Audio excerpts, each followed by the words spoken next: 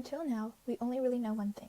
Grendel is a monster who has been eating people in a hall for 12 years, and I don't blame you for believing he is terrible for this. But Chapter 2 actually helps you connect with Grendel because just like we question life, Grendel does too. His cynical view of life is kind of how I view life. Meaningless, made up, a distraction. We will talk more about this existential crisis later, but first, a summary. Chapter 2 takes us back to Grendel's youth and shows us when he first discovered that there was more than just his little underground cave. 3 main things happen: fire snakes, bull, and humans. Grendel starts off by sharing how he was super playful in his youth. He would explore everything in the underground cave he resided in. One day, he encountered a pool of fire snakes. So, as any sane creature would, he jumped in it. Makes sense though, it's known that snakes are creative life forces who are alluring to the eye. Of course, Grendel, a naive little monster creature guy who just wants to explore, would explore. And good for him. I wish I was as adventurous sometimes. Anyways, Grendel jumps and then he sees the real world. The moonlight shines and it represents the inner knowledge of humanity and makes sense because the moon controls everything from the tides to the seasons. He is obsessed. His whole perception of the world begins to change. He even compares himself to a puppy preparing to battle with wolves. This was like his initiation to change his lifestyle. Oh yeah, Grendel has a mom, and his relationship with her is kind of complicated. Kind of like mine, but today we are talking about Grendel, so let's see what does Grendel think of his mom. After Grendel sees the real world, he questions everything in the underground world. He talks about how, unlike the other creatures in the underground world, when his mom looks at him, he feels so connected to her. However, he also somehow feels distant from her. This is probably a symptom of him wanting to go out further into the real world and leave his mother. I mean, he practically has been babied and locked in an underground world for his whole life, and when his mom sees his discomfort and distress, she literally grabs him and smashes him into her chest, and he calms down surprisingly. But this comfort and reliance on his mother changed after the bull incident. Okay, so what happened? Grendel is out exploring the world again, and he smells some calf, so he is like, yep, I need some, and he loses track of time. Boom, he is now stuck in an oak tree, consumed by it. This is kind of a reality check for Grendel. Until now, he was kind of in love with the world and earth, but this one moment would make him build his grave resentment toward nature and the unnecessary, meaningless stupidity of the world. He starts screaming for his mom and uses a lot of similes to explain his pain. He is very articulate while he's in pain. To make things worse, a bull comes to protect the calf Grendel was chasing. At first, Grendel was scared of the bull.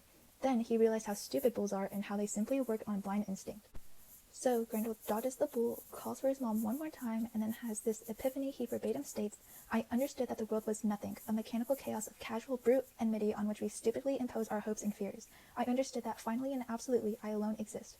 All the rest I saw is merely what pushes me or what I push against, blindly as all that is not myself pushes back."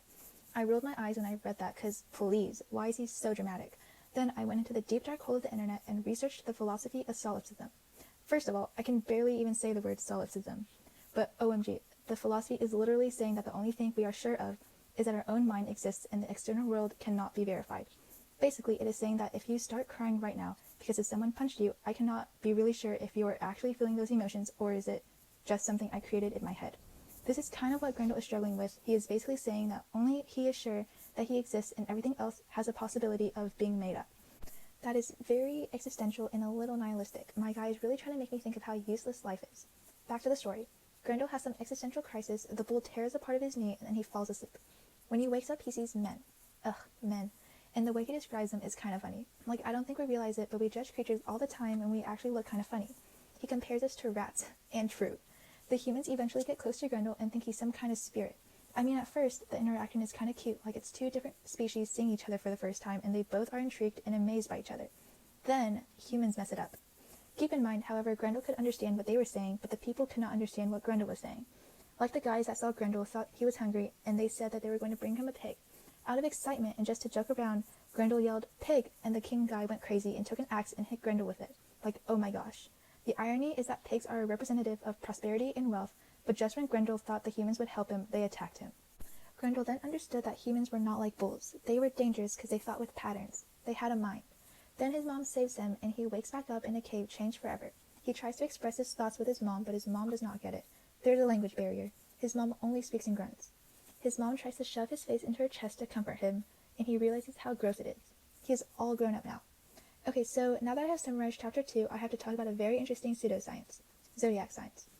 John Gardner's whole point of writing this was to talk about humanity through the eyes of a monster, and he uses a lot of philosophy and astrology to make his story interesting. So in Chapter 2, it is the Taurus, which is the bull, and Gardner literally uses a bull in his chapter. Well, the real question is, what is a Taurus? It is basically an earth sign ruled by Venus. Yes, I'm aware that scientists have said that a person cannot be really impacted by the position of the planets. But let's just pretend, because in literature this is kind of fun to analyze.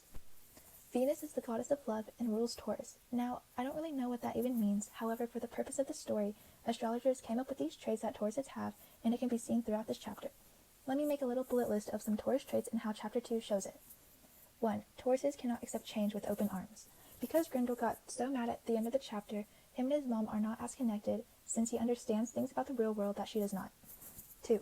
Tauruses are usually calm. I mean, it got a little chaotic at the end, but his tiny exploration trips were pretty calming, and he liked to be alone and adventurous. 3. Tauruses are narrow-minded.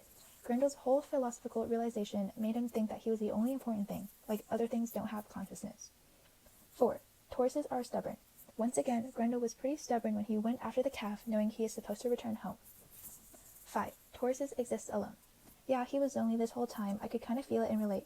Grendel gave me the perception that while he had creatures in the underground world looking at him, like his mom and those other statue-type creatures, he kind of almost felt like no one actually knew him and it was just him. Ooh, and one more thing. Plato's allegory of the cave is literally what happens in this chapter. Basically, in the allegory, there are prisoners in a cave who know nothing about the real world. One who is freed goes to the outside world and they're like, what is happening? Eventually, they get used to the stuff around them, and when they return to the cave, they are uncomfortable with the darkness. They even tell other prisoners about it, and the prisoners are like, please, just know.